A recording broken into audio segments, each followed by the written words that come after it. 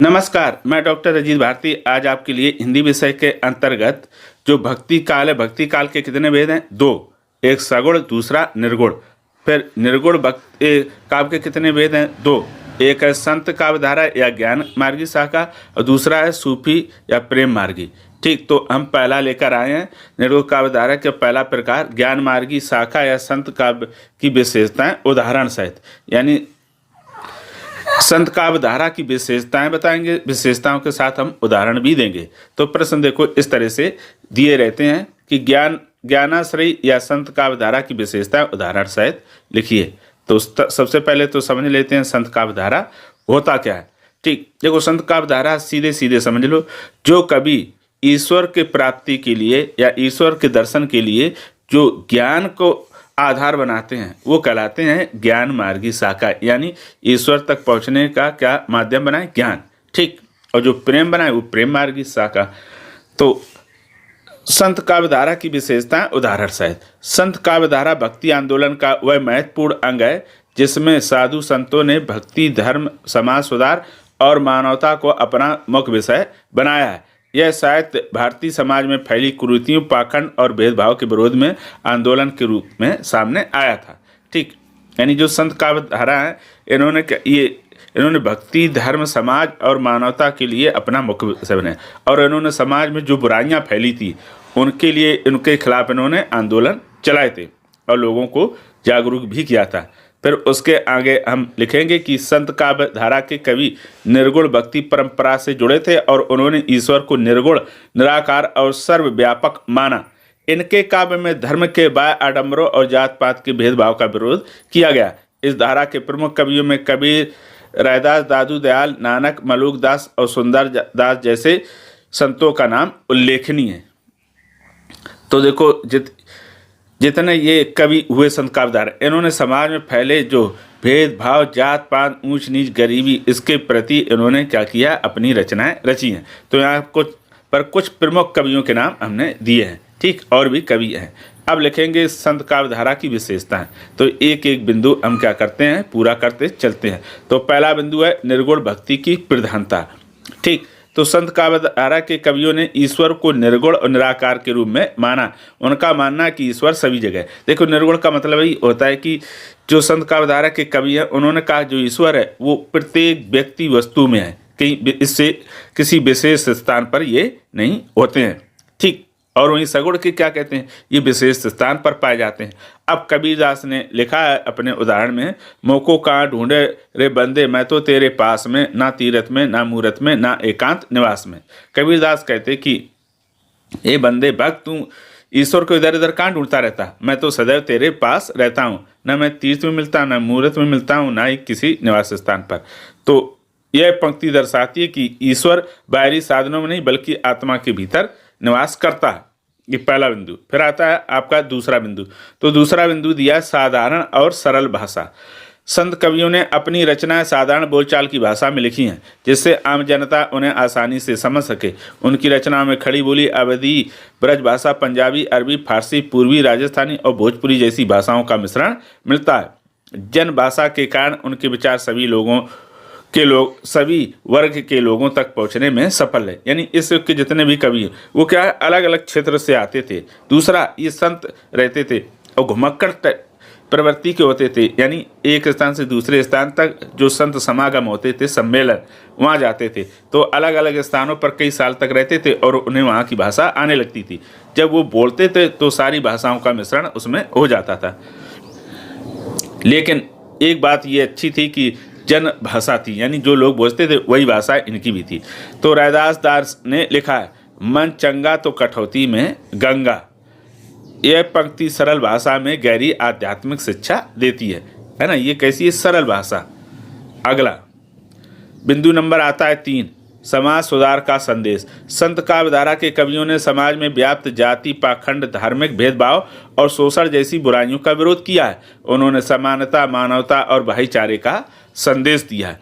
यानी इस युग के जितने भी कवि हुए, एक नहीं सारे, चाहे गुरु नानक हो, चाहे कबीरदास हो, चाहे रायदास हो, चाहे मलूका दास हो, सब ने ये क्या समाज में जो बुराइयां थीं उनके प्रति आंदोलन खड़ा करा और सुधारने का प्रयास किया कि सभी एक साथ मिलकर रहें, सभी में भाईचारा रहे, किसी में भेदभाव ना रहे। तो उसी के संबंध में एक उदाहरण कबीरदास का यहाँ पर हम देख लेते हैं। तो दिया कबीर ने जात प्रथा का खंडन करते हुए लिखा, जात न पूछो साधु की पूछ लीजिए ज्ञान, मोल करो तलवार का रहन दो म्यान। उनका कहना है कि साधु का अर्थ ध्यान रखना कबीरदास ने, जो सज्जन व्यक्ति होते हैं, है ना, सत्य के मार्ग पर चलते, उन्हें ही साधु कहा है। तो कहते साधु की कभी जात नहीं पूछना चाहिए, बल्कि उसके ज्ञान को महत्व देना चाहिए। अगला बिंदु नंबर 4, आडंबर और पाखंड का विरोध। आडंबर का अर्थ होता है यानी बाहरी दिखावा, पाखंड का भी अर्थ होता है दिखा। तो संत कवियों ने धर्म के नाम पर होने वाले दिखावे और पाखंड का खुला विरोध किया। उन्होंने कहा कि सच्ची भक्ति पूजा पाठ और नमाज में नहीं, बल्कि ईश्वर के प्रति सच्चे प्रेम में समर्पण है। संतों ने मूर्ति पूजा, तीर्थ यात्रा और अन्य धार्मिक कर्मकांडों का विरोध किया। देखो कबीरदास ने कहा कि ना तो मंदिर में जाकर पूजा करने से ईश्वर प्राप्त होते हैं, ना मस्जिद में जाकर नमाज अदा करने से ईश्वर प्राप्त होते हैं। कहते ईश्वर प्रत्येक व्यक्ति के मन के अंदर निवास रहते हैं, बस उसके अंदर सच्ची श्रद्धा और आस्था होनी चाहिए। तो उनका एक ये उदाहरण देख लेते हैं। कबीर खुले आम कहते थे कि यदि पत्थर पूजने से ईश्वर की प्राप्ति हो जाती तो लोग पहाड़ पूजने लगते। तो पत्थर पूजे हर मिले तो मैं पूजूं पहाड़, घर की चाकी कोई न पूजे पीस खाए संसार। कहते अगर पत्थर के पूजने से ईश्वर के दर्शन होते तो मैं पूरा पहाड़ का पहाड़ पूज देता। अब आता है बिंदु नंबर 5। तो बिंदु नंबर 5 में दिया हुआ है भक्ति और ज्ञान का संबंध। संत कवियों ने भक्ति और ज्ञान को एक दूसरे का पूरक माना। उनके अनुसार ईश्वर की प्राप्ति केवल भक्ति और ज्ञान के समन्वय से संभव है। कहते हैं अगर ईश्वर को प्राप्त करना तो उसके लिए भक्ति भी है होनी चाहिए और ज्ञान भी होना चाहिए, यानी सही गलत का भी तो हमें अंतर मालूम होना चाहिए। तो दादू दयाल इसके बारे में क्या कहते हैं, उदाहरण के माध्यम कहते हैं ज्ञान बिना ना भक्ति, भक्ति बिना ना मोक्ष। कहते बिना ज्ञान के भक्ति भी नहीं की जा सकती और भक्ति के बिना हमें मुक्ति नहीं मिल सकती है। मोक्ष का अर्थ ही होता है जन्म मृत्यु से, मरण से मुक्ति मिलना। 6वां, गुरु की महिमा का महत्व। संत कवियों ने गुरु को विशेष महत्व दिया। उन्होंने गुरु को ईश्वर से बड़ा स्थान दिया है। गुरु को ज्ञान, भक्ति और आध्यात्मिक जागृति का मार्गदर्शक माना। संत काव्य के जितने भी कवि हैं उन्होंने कहा कोई भी शिष्य अपने गुरु के अभाव में बिना गुरु के मुक्ति नहीं पा सकता है। उसको अगर ज्ञान प्राप्त करना है तो उसके लिए गुरु बनाना सबसे आवश्यक है। कबीरदास ने गुरु की महिमा का वर्णन करते हुए कहा, बहुत मोस्ट पॉपुलर ये उदाहरण है कि गुरु गोविंद दऊ खड़े काके लागू पाए, बलिहारी गुरु आपने गोविंद दियो बताया। यानी जो संत काव्य के कवि है उन्होंने गुरु को ईश्वर से भी बड़ा माना है। क्यों? क्योंकि गुरु ही भक्त को ईश्वर के दर्शन कराता है। बिंदु नंबर आता 7, मानवता की अभिव्यक्ति। संत काव्यधारा ने मानवता को अपनी रचना में मुख्य आधार बनाया। इनके अनुसार सभी मनुष्य ईश्वर की संतान और हैं और समान हैं। इन कवियों ने समाज में ऊंच नीच, अमीर गरीब और जातगत भेदभाव का घोर विरोध किया। इस युग के जितने भी कवि उन्होंने क्या किया है, ईश्वर को श्रेष्ठ माना और कहा कि मनुष्य को श्रेष्ठ माना है और ये कहा कि प्रत्येक मनुष्य समान है, इसीलिए आपस में भेदभाव हमें नहीं करना चाहिए, न जात के आधार पर, न धर्म के आधार पर, न अमीरी गरीबी के आधार पर। इसका विरोध सभी संत कवियों ने किया। तो यहाँ एक उदाहरण रैदास ने कहा, सब में राम रहीम है, सबका मालिक एक। वो कहते हैं राम और रहीम कोई अलग अलग नहीं है, बल्कि ये सब एक हैं। ठीक, हम उन्हें अलग अलग नामों से जानते हैं, बस यही मतभेद का कहते हैं कारण है। बिंदु नंबर 8, सादगी और त्याग का जीवन। संत कवि सरल और सादगीपूर्ण जीवन जीने में विश्वास करते थे। उन्होंने सांसारिक सुखों और मोह माया को स्वीकार नहीं किया। यानी इस युग के जितने कवि हैं वो कैसे थे, शांत स्वभाव के थे और उनका जो जीवन कैसा था, बिल्कुल साधारण था। तो यहाँ पर उदाहरण दिया मलुकदास ने लिखा है। क्या लिखा है अब ऊपर हम समझ लेते हैं। मलुकदास कहते हैं साधु का जीवन सादा हो, मन में भक्ति का वादा हो। यानी जो साधु होता है उसका कैसा जीवन सादा हो, एकदम साधारण और मन भक्ति से भरा हो। फिर बिंदु नंबर आता 9, कर्म और भक्ति में का महत्व। संत कवियों ने कहा है कि केवल भक्ति करना पर्याप्त नहीं है, इसे अच्छे कर्मों के साथ जोड़ना चाहिए। उनके अनुसार कर्मयोग और भक्ति का मेल ईश्वर तक पहुंचाने का सही मार्ग है। कबीरदास कहते हैं हाथ करे काज, मुख राम का नाम। कहते हैं हाथों से काम करना चाहिए और मुंह से हमें ईश्वर का नाम लेना चाहिए। बिंदु नंबर 10, तो बिंदु नंबर 10 दिया नारी का सम्मान। संत कवियों ने आदर्श नारी की प्रशंसा और सामान्य नारियों की बुराई की है। उन्होंने सामान्य नारियों को माया का प्रतीक माना। देखो ये बिल्कुल सही बात है।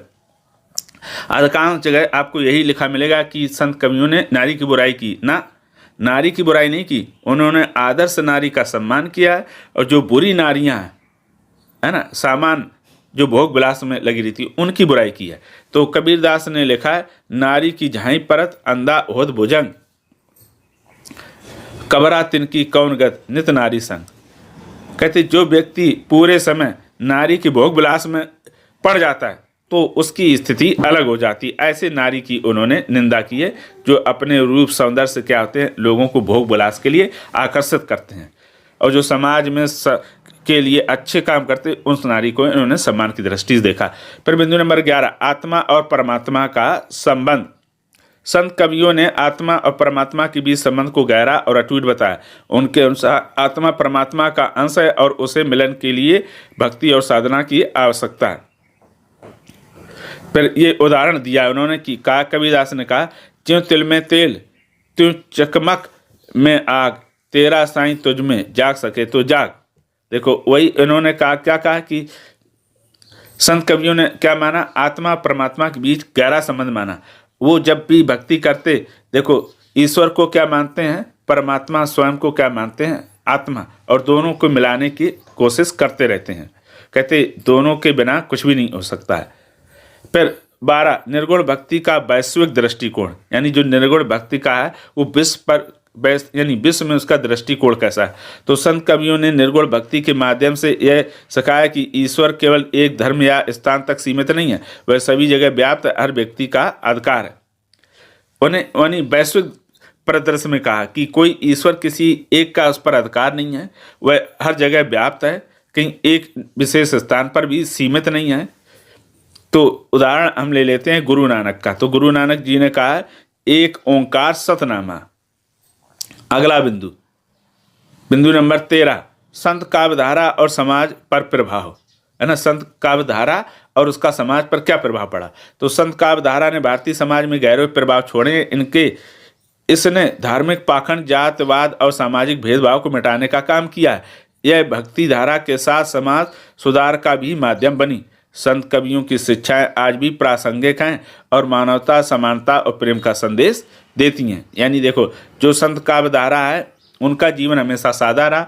उन्होंने हमेशा प्रयास किया है सदैव कि समाज में शांति रहे, एकता रहे, जात, गरीबी, अमीरी के आधार पर उनमें भेदभाव ना हो। यानी उन्होंने कुल मिलाकर एकता और मानवता का संदेश दिया कि आपस में प्रेम पूर्वक रहो। फिर आता है बिंदु नंबर 14।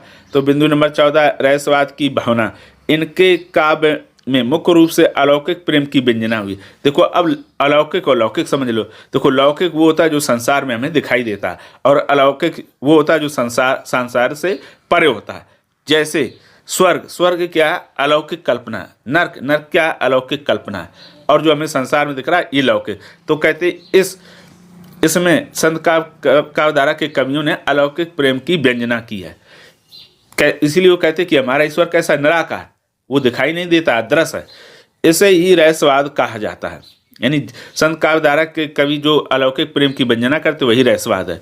जीवात्मा और परमात्मा के संबंधों को व्यक्त करने के लिए कबीर विवाह के रूपक के माध्यम से अपनी रहस्यमयी अनुभूति का वर्णन करते हुए कहते हैं, क्या कहते हैं, दुल्हनी गाबू मंगलचार हमारे घर आए और राजा राम बरता है। वो कहते हैं कि मैं दुल्हन हूँ और हमारे जो ईश्वर है वो दूल्हा है। तो मेरे दूल्हे के आने पर, यानी मेरा क्या ईश्वर से मिलन होने वाला, वो आने वाले हैं दूल्हे के रूप में, उनके लिए मंगलचार गाओ। फिर आता है अगला बिंदु। तो अगला बिंदु फिर दे दिया 15 प्रमुख संत और उनकी रचनाएं। यहाँ पर हमने प्रमुख संत और उनकी कुछ रचनाएं प्रमुख यहाँ पर दी हैं। संत काव्यधारा के प्रमुख संत और उनकी रचनाओं ने भक्ति साहित्य को समृद्ध किया। तो पहले कबीरदास की एकमात्र रचना बीजक, जिसमें साखी शब्द रामायणी, है ना, ये साखी है यहाँ पर। रविदास की बानी। फिर उसके बाद आता है अगला गुरु नानक। तो गुरु नानक की असादी बार, रेरास, सोयला गुरु ग्रंथ साहिब में उनके भजनों का संकलन। फिर दादू दल, अंगवधु, हृदयवाणी, फिर सुंदरदास, सुंदर विलास, ज्ञान समुद्र, ये कुछ प्रमुख संत कवि थे और उनकी रचनाएं। अब अंत में आता है आपका निष्कर्ष संत काव्यधारा का पूरा। तो संत काव्यधारा हिंदी साहित्य के भक्ति का महत्वपूर्ण अंग है, जिसने भक्ति को मानवता, प्रेम और समानता के रूप में प्रस्तुत किया। इस धारा के कवियों ने ईश्वर को निर्गुण और सर्वव्यापी मानते हुए भक्ति के मार्ग को कर्म, ज्ञान और साधना के माध्यम से सरल बनाया। संत काव्यधारा ने न केवल भक्ति साहित्य को समृद्ध किया, बल्कि समाज में नैतिकता, समानता, भाईचारे का संदेश देकर सामाजिक सुधार में भी योगदान दिया। तो अंत में हम ये लिखेंगे कि इस युग के जितने भी कवि हुए हैं, उन्होंने एक तो साहित्य को समृद्ध किया है, समाज में फैली बुराइयों का विरोध किया है, आपस में प्रेम पूर्वक रहने की बात कही है, एकता बनाए रखने की बात की है, ऊंच नीच, भेदभाव, अमीरी गरीबी से परे रहने के लिए कहा, यानी ये आपस में भेदभाव किसी प्रकार का ना रखें, प्रेम पूर्वक रहें। तो ये हो गया आपका संत काव्यधारा या ज्ञान मार्गी शाखा की उदाहरण सहित विशेषताएं। अगर इसके पश्चात भी किसी प्रकार का डाउट हो तो कमेंट करके हमें अवश्य बताइएगा। मैंने इसके डिस्क्रिप्शन बॉक्स में आदिकाल और भक्ति काल के सगुण काव्यधारा, राम भक्ति शाखा, कर्ण भक्ति शाखा की विशेषताओं की भी लिंक दे रखी है, वहाँ आप जाइए और उनको उदाहरण सहित समझिए। अगर किसी प्रकार का डाउट रहे तो कमेंट करके हमें अवश्य बताइएगा। तो फिर आज के लिए इतना ही। आप हमेशा स्वस्थ और सुखी रहें। धन्यवाद।